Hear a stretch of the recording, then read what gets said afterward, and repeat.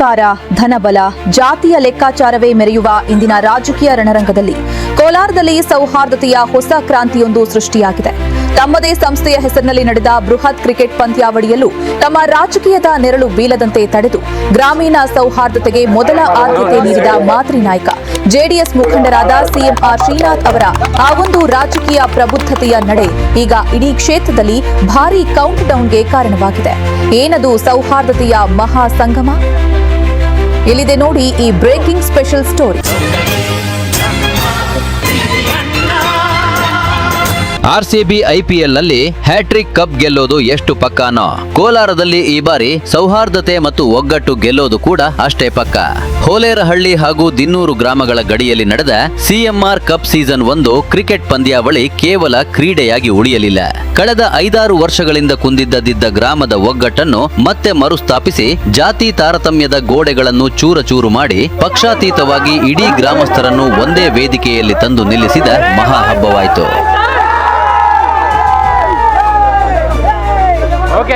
ಈ ಸೌಹಾರ್ದತೆಯ ಮಹಾ ಉತ್ಸವದ ಕೊನೆಯ ದಿನ ಜೆಡಿಎಸ್ ಮುಖಂಡರಾದ ಸಿಎಂ ಆರ್ ಶ್ರೀನಾಥ್ ಅವರು ಮೈದಾನಕ್ಕೆ ಆಗಮಿಸುತ್ತಿದ್ದಂತೆ ಇಡೀ ಮೈದಾನದಲ್ಲಿ ಅಕ್ಷಾನದಲ್ಲಿ ಅಕ್ಷರಶಃ ಪಟಾಕಿಗಳ ಸದ್ದು, ಜಯಘೋಷಗಳ ಭೋರ್ಗಾಲು. ಗ್ರಾಮಸ್ಥರು ಹಾಗೂ ಯುವಕರ ಪಡೆ ತಮ್ಮ ನೆಚ್ಚಿನ ನಾಯಕನನ್ನು ಅದ್ದೂರಿಯಾಗಿ ಬರಮಾಡಿಕೊಂಡಿತು. ಆದರೆ ಅಲ್ಲಿ ನಡೆದದ್ದು ಮಾತ್ರ ಪ್ರತಿಯೊಬ್ಬ ರಾಜಕಾರಣಿಯೂ ಕಲಿಯಬೇಕಾದ ನಿಜವಾದ ನಾಯಕತ್ವದ ಪಾಠ. ಈ ಭಾಗದಲ್ಲಿ ಏನು ಜನಗಳ ಮಧ್ಯೆ ಮತ್ತೆ ಸಾರ್ವಜನಿಕ ಬದುಕಲ್ಲಿ ಗುರ್ಸ್ಕೊಂಡಾಗ ಮೊದಲನೇದಾಗಿ ಈ ಭಾಗದಲ್ಲಿ ನಾನು ಭೇಟಿ ಕೊಟ್ಟಿದ್ದೆ ಹೋಲೇರಹಳ್ಳಿ ಗ್ರಾಮ. ಯಾಕಂದ್ರೆ ಅದು ನನಗೆ ಬಹಳ ಆತ್ಮೀಯತೆಯಿಂದ ಒಬ್ಬ ಸೋದರ ಸಮಾನರಾಗಿ, ಒಬ್ಬ ಮನೆ ಮಗನಾಗಿ ನನ್ನನ್ನ ಬಹಳ ಪ್ರೀತಿಯಿಂದ ಆದರ್ಶಿ ಸತ್ಕರಿಸ್ತಕ್ಕಂಥ ಗ್ರಾಮ ಹೋಲೇರಹಳ್ಳಿ ಗ್ರಾಮ ಮತ್ತೆ ದಿನ್ನೂರು ಗ್ರಾಮ. ಅಂತ ಆ ಗ್ರಾಮ ಏನಂತ ಶ್ರೀಮಂತ ಇರ್ತಕ್ಕಂಥ ಗ್ರಾಮ ಅಲ್ಲ. ಅದು ನನ್ನ ಯುವ ಮಿತ್ರರು ಒಗ್ಗಟ್ಟಾಗಿ ನಾವೆಲ್ಲರೂ ಕೂಡ ಒಂದು ಊರಲ್ಲಿ ಮಾದರಿಯಾಗಿ ಬದುಕಬೇಕಂತಕ್ಕಂಥ ಒಂದು ದೂರದೃಷ್ಟಿ ಇಟ್ಕೊಂಡು ಪ್ರತಿ ತಿಂಗಳಿಗೊಮ್ಮೆ ಯಾವುದೋ ಒಂದು ಕ್ರೀಡೆಯಲ್ಲಿ ತೋರಿಸ್ಕೊಳ್ತಕ್ಕಂಥದ್ದು ಒಂದು ಪದ್ಧತಿ ಹಾಗೆ ಮುಂದುವರೆದು ಇವತ್ತು ಕ್ರಿಕೆಟ್ ಟೂರ್ನಮೆಂಟ್. ಅದು ಕೂಡ ಒಂದು ವಿಶೇಷ ಏನು ಅಂದ್ರೆ ನಮ್ಮ ಒಂದು ಸಂಸ್ಥೆ ಹೆಸರಲ್ಲಿ ಸಿಎಂಆರ್ ಸೀಸನ್ 1 ಅಂತಕ್ಕಂಥ ಹೆಸರಲ್ಲಿ ಇಟ್ಟಿದ್ದು. ಅದ್ರ ಮೂಲಕ ನನ್ನ ಯುವ ಮಿತ್ರರು ಇವತ್ತಿನ ದಿವಸ ಬೆಳಿಗ್ಗೆಯಿಂದ ಕೂಡ ನಿನ್ನೆಯಿಂದಾನೆ ಕೂಡ ಇವತ್ತಿನ ದಿವಸ ಕ್ರಿಕೆಟ್ ಟೂರ್ನಮೆಂಟ್ ಅಲ್ಲಿ ಆಡ್ತಾ ಇರೋದು ಕೂಡ ಬಹಳ ಹೆಮ್ಮೆ ಪಡ ಸಂಗತಿ.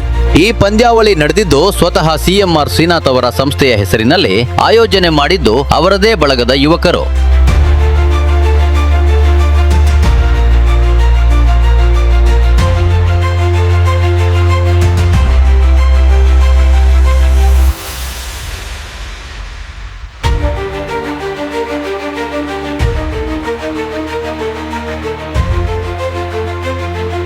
ಪಂದ್ಯಾವಳಿಯ ಕಡೆಯಲ್ಲಿ ಆಯೋಜಕರು ಹಾಗೂ ಊರಿನ ಯುವಕರು ಬಂದು, ಅಣ್ಣ ನೀವೇ ಕೊನೆಯವರೆಗೂ ಇದ್ದು ವಿಜೇತರಿಗೆ ಟ್ರೋಫಿ ವಿತರಣೆ ಮಾಡಿ ಎಂದು ಪ್ರೀತಿಯಿಂದ ವಿನಂತಿಸಿಕೊಂಡರು. ಆಗ ಸಿಎಂ ಆರ್ ಶ್ರೀನಾಥ್ ಅವರು ತೆಗೆದುಕೊಂಡ ನಿರ್ಧಾರ ಅವರ ವ್ಯಕ್ತಿತ್ವದ ಎತ್ತರವನ್ನು ಇಡೀ ನಾಡಿಗೆ ತೋರಿಸಿಕೊಟ್ಟಿತು. ನನ್ನ ಉಪಸ್ಥಿತಿಯಿಂದ ಅಥವಾ ನನ್ನ ರಾಜಕೀಯ ಪ್ರಭಾವದಿಂದ ಈ ಪಂದ್ಯಾವಳಿಯ ಮೂಲ ಸೌಹಾರ್ದತೆಯ ಉದ್ದೇಶಕ್ಕೆ ಧಕ್ಕೆ ಬರಬಾರದು, ಊರಿನ ಒಗ್ಗಟ್ಟು ಸಂಪೂರ್ಣವಾಗಿ ಸಫಲವಾಗಬೇಕು ಎಂದು ಹೇಳಿ 2 ಗ್ರಾಮಗಳ ಹಿರಿಯ ಮುಖಂಡರನ್ನು ವೇದಿಕೆಗೆ ಕರೆದು ಗ್ರಾಮದ ಹಿರಿಯರ ಕೈಯಿಂದಲೇ ವಿಜೇತರಿಗೆ ಟ್ರೋಫಿ ಕೊಡಿ ಎಂದು ಶುಭ ಹಾರೈಸಿ ಅಲ್ಲಿಂದ ನಿರ್ಗಮಿಸಿದರು.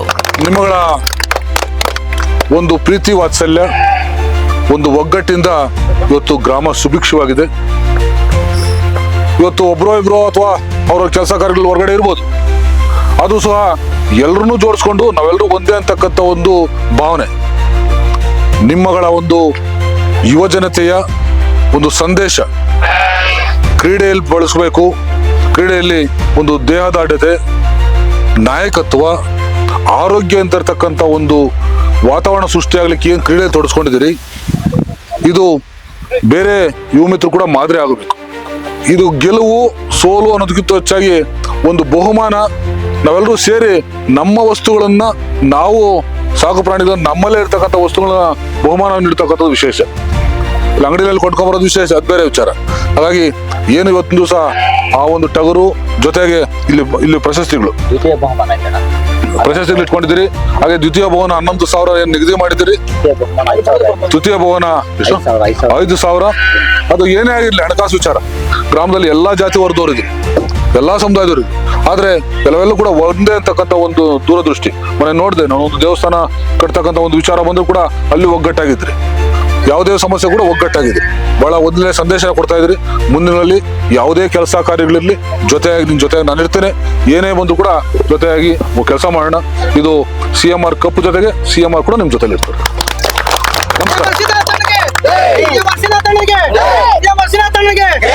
ಪ್ರಚಾರ ಹಾಗೂ ಅಹಂಗಾಗಿ ಪ್ರತಿಯೊಂದು ವೇದಿಕೆಯನ್ನು ಬಳಸಿಕೊಳ್ಳುವ ನಾಯಕರ ನಡುವೆ ಸಂಸ್ಥೆಯ ಶ್ರೇಯಸ್ಸನ್ನು ಊರಿನ ಸೌಹಾರ್ದತೆಗೆ ಬಿಟ್ಟುಕೊಡುವ ಇಂತಹ ಉದಾರ ಮನೋಭಾವ ಎಷ್ಟು ಜನಕ್ಕಿದೆ. ಜಾತ್ಯತೀತ ಹಾಗೂ ಪಕ್ಷಾತೀತ ಮನೋಭಾವವನ್ನು ಮಾತಿನಲ್ಲಷ್ಟೇ ಅಲ್ಲ, ತಮ್ಮ ಪ್ರತಿಯೊಂದು ನಡವಳಿಕೆಯಲ್ಲಿ ತೋರಿಸಿದ CMR ಶ್ರೀನಾಥ್ ಅವರಂತಹ ಮಾದರಿ ನಾಯಕನ ಅವಶ್ಯಕತೆ ಇಂದು ಕೋಲಾರಕ್ಕೂ ಬೇಕಿದೆ. ಜಾತ್ಯತೀತ ಜನತಾದಳ JDS ಪಕ್ಷಕ್ಕೂ ಅತ್ಯಗತ್ಯವಾಗಿದೆ. ಇದೇ ಈ ಕ್ಷಣದ ವಿಶೇಷ. ಕ್ಷಣ ಕ್ಷಣದ ಸುದ್ದಿಗಳಿಗಾಗಿ ಸದಾ ವೀಕ್ಷಿಸಿ ಕ್ರಾಂತಿ ಟಿವಿ ಕನ್ನಡ.